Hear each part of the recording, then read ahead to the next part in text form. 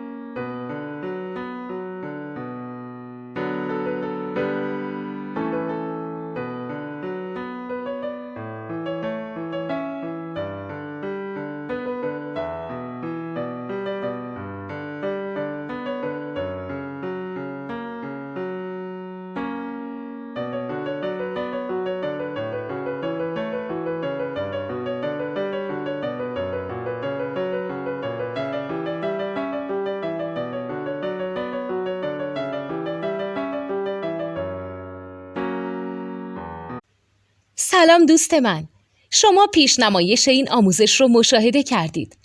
برای دیدن آموزش به صورت کامل میتونید به وبسایت نوت2 که مرجع آموزش موسیقی هست مراجعه کنید.